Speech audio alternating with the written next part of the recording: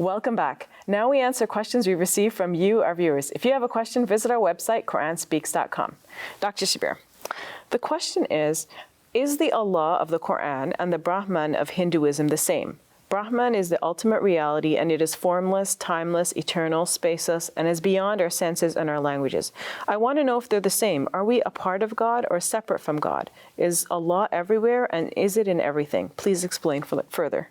That's a question from someone from India. Yeah, that's an interesting question, and it gets me thinking about these concepts, the concept of Allah in Islam, the concept of Brahman in Hinduism.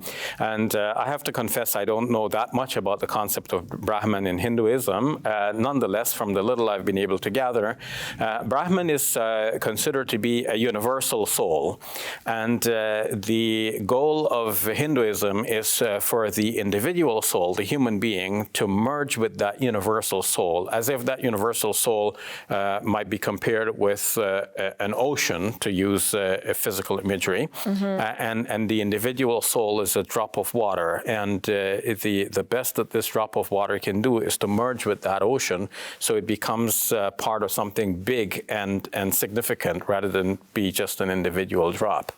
So it is understood then that the human spirit or soul would do well to merge with that universal soul, which is called the Brahman.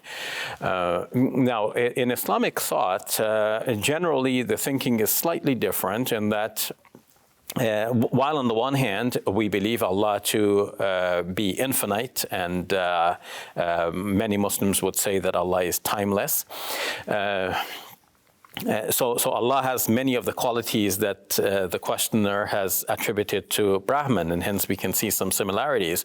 So it might seem that what Muslims are speaking about when we speak of Allah, Hindus are speaking about when they speak of Brahman as a kind of universal soul. The Quran describes God, Allah, as the Lord of the universe. So He is universal, and He is the one God that pervades everything and that encompasses everything. God says that in the Quran that He is bikulli shay'in muhit, like He is encompassing everything.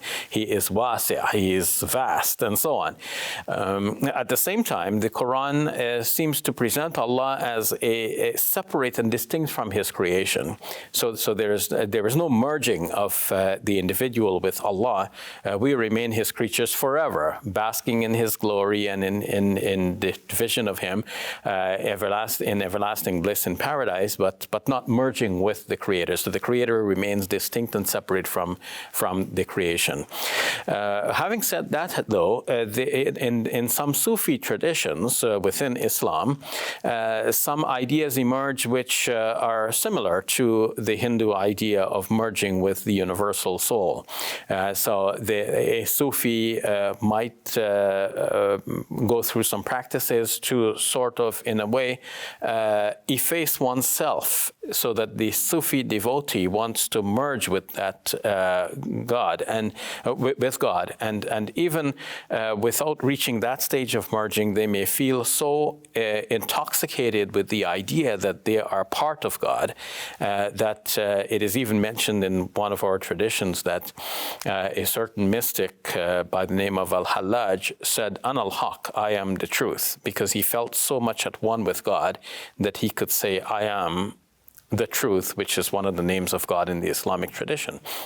But he was declared a heretic, and that did not become the standard Muslim way of speaking of God. So what remains is that we speak of God being transcendent, being distinct from humans, but nonetheless He has many of the qualities which our questioner described as being the properties or attributes of Brahman, the universal soul. So could someone believe in both? Well, it looks like they're two separate concepts, and as I said, some Sufis seem to have merged the two concepts. I wouldn't say that they are non-Muslims; they are Muslims. So it's possible that one may enter the religion of Islam through that avenue by following a Sufi tradition that is similar to what they already understand.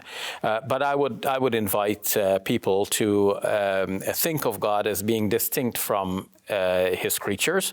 In the Bible and in the Quran, this is how God is being presented. Why do you think it's important to think of God as being distinct? Well, we're called upon in the Quran to worship our Creator God rather than to merge with God. And if we think of ourselves as being separate and distinct from God, we retain that humility as servants of God and His worshippers. Rather than if we merge with God, in that case we think of ourselves as becoming one with God and becoming, in a sense, God.